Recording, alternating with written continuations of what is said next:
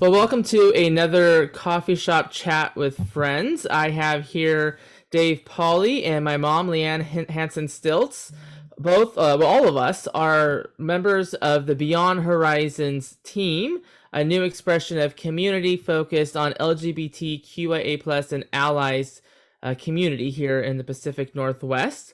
And today we are discussing the enduring principle of worth of all persons and why we think it is an important enduring principle for community of Christ. So with that, who would like to begin?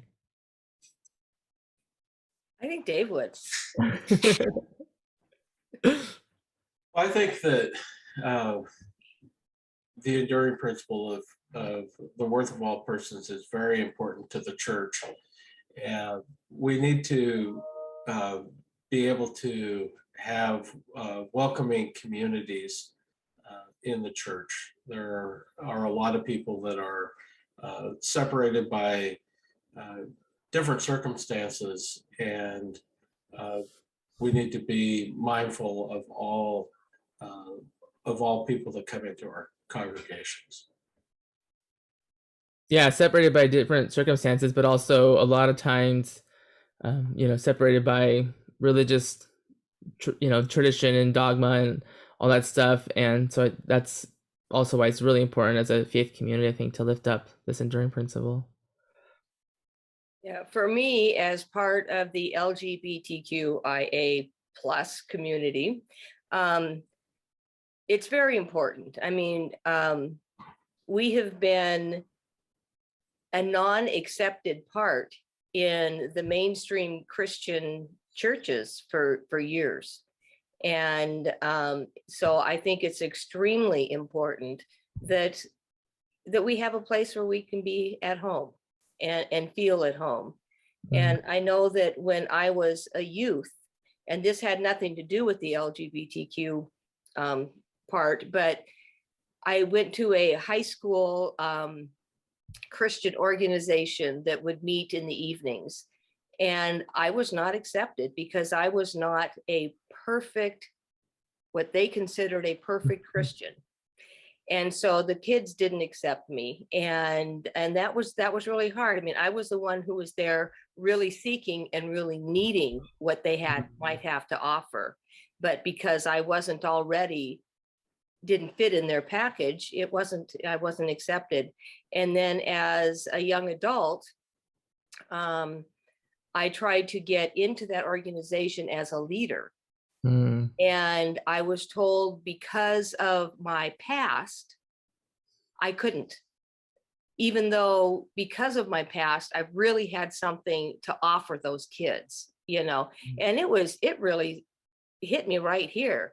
So I think it's extremely, extremely important. I think I'm so proud of our church for how far it's come. And this one is just really, really important. I know for a long time, I didn't even feel accepted in our church. And so the fact that they've come around and have really embraced this has given me so much more of a respect for this church that is my family and is my home and has been my whole life. Yeah. You're talking about that, reminding me of a text I got this week from a friend, a young parent in the church here in the Northwest, and she had copied the Worth of All Persons statement that we have as part of our camping program for youth. So I'll just share that. All are welcome at our youth camps. There's to be no discrimination based on sexual orientation, gender identity, political affiliations, religious beliefs, race, national origin, and range of human ability. The teachings at our youth camps must reflect community of Christ, identity, mission, message, and beliefs, as well as policies and statements. Our staff seek to provide a safe place for all, including the use of preferred names and gender identities. We also seek to recruit staff who represent the diversity we welcome and celebrate at camp.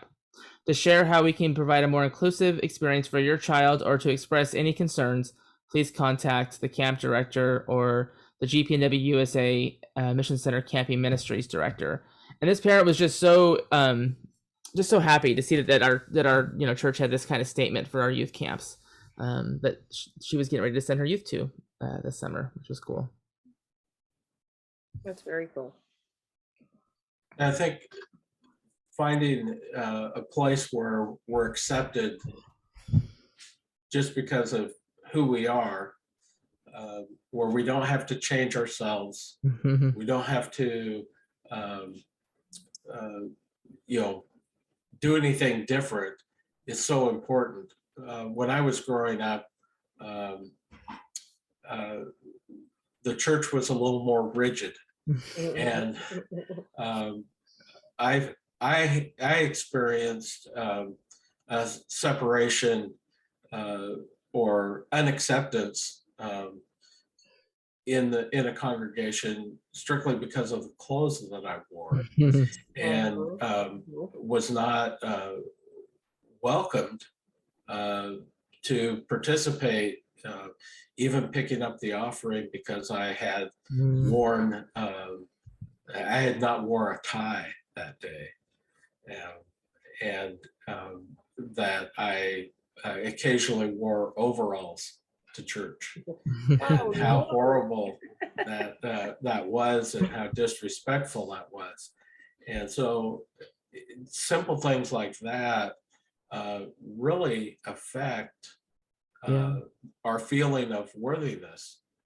And it is so important for our church community to lift up the worth of all persons, no matter where they're at, where they're coming from, and no matter what the clothes are that they wear, accept people where they're at, and bring them into the church, because God loves every person. I just have to make a little statement on that. I had an experience in a congregation where I was actually told that if you are willing and able to spend, several $100s on a prom outfit to go to prom, isn't church more important than that? And you should be able to spend that kind of money on clothes to go to church. And I'm thinking, first off, I said, I've never spent that kind of money to go to a prom, so I wouldn't do that. But I said, I don't know. I said, I don't think God cares what you wear to church. But yeah, there were so many things like that. I also felt discriminated against because I was a divorcee. And I felt the friction with that. I felt the friction of being a single parent, bringing kids to church and having only me to corral them, right, Sean? Well, and I don't know why that was an issue, because we were obviously very easy 3 boys to raise. So very well behaved, yes. All the time.